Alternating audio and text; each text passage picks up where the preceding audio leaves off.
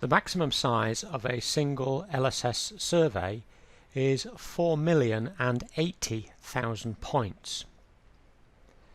If you wanted to load a set of data which exceeded that figure into a single LSS survey, then there are two solutions.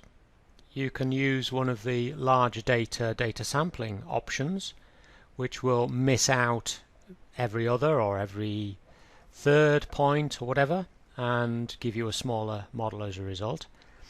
But if your number of points is more than 4,080,000 but fewer than 10 million, then we have a particular command which will do an even better job, and that is called input load thin data. And I'm going to demonstrate that on a relatively small model because it will work with any data. You don't have to have more than 4 million points, but I'll just show you this on a small data file. What we have on the screen is a bathymetric survey, and if we query the status of that, it contains 28,000 points. Loading that number of points into LSS is not a problem, and loading millions of points into LSS isn't a problem, but I thought it's just an opportunity for us to demonstrate this with a relatively small data set. What I need to do is create a XYZ file of this to use as the data set to load into the input load thin data command. I'm going to choose export XYZ. I'm going to call this hydro data for thinning, and it just contains the eastings, the northings and the level. I get all the points and finish.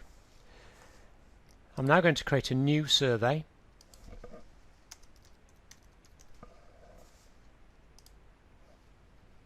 I choose the command input load thin data. The data files that this will read can be any XYZ data set, but bear in mind the eastings must come before the northings. There's no column option in here, so it can be tab delimited, space delimited, comma delimited, or in fact it could also be an LSS load file if you wanted it to be. Let's go and browse for that file. That's the CSV file that I've just created, and this is the important bit. What we're going to do is present this 28,000 point data file to LSS, and we're going to try and see if we can not include a number of those points, thereby reducing the total size of the LSS survey. Now, in order to do that, we need to accept a certain tolerance setting, and this is where this vertical thinning tolerance comes in. What we're setting here is the maximum difference above or below the original full set of data that the thinned set of data will actually correspond. So let's say we've got a point at a height and altitude of 100 meters above sea level. We need to decide, if we take that point out, will the model that is now formed without that point in place, will that be within a certain tolerance? If it's 0.1, then will it be within 100.1 or 99.9 meters? So let's say we put a vertical thinning tolerance of 0.1 of a meter. There are certain data sets, such as national mapping data sets, where there might be areas of sea or lakes, etc., where there might be a lot of points, but they're all at the same level. What this option allows us to do is to say, well, we want a point every 100 meters or 50 meters or whatever it might be, irrespective of whether they're needed in this thinned model, but at least put those points in. So if we just leave it at 100, it won't actually apply here. If we have more than 10 million points, then we could choose to limit the geographical area of that data set to a smaller packet, and we can just load that part of that data in. It may be that our full data set contains 50 million points. Well, knowing that we can only read 10 million of them, we could just bring in a fifth at a time and thin each one in turn. So I'll untick that.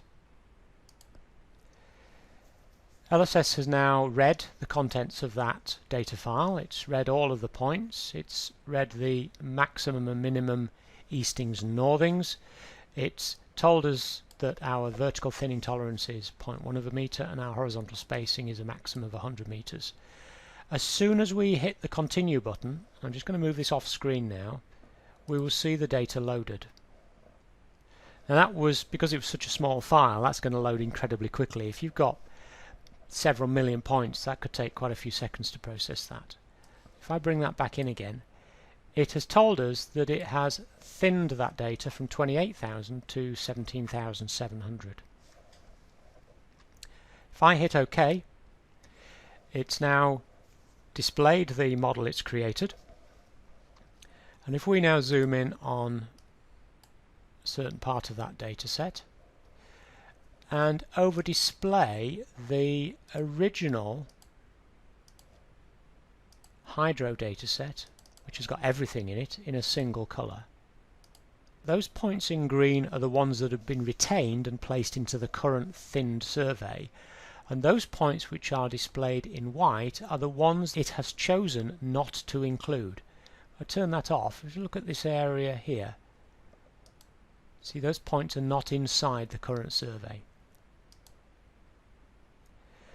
If we draw a section through the current survey, which will be in red, and the hydro, which will be in white, just draw it through a short section here, through maybe some missing points, we will see the unthinned model surface in white and the thinned model in red. Its vertical distance will not exceed 0.1 of a meter. Where it's kept all of the original points, then there'll only be one line. But where it's taken out a point, such as here, there is a difference there no more than 100 millimeters.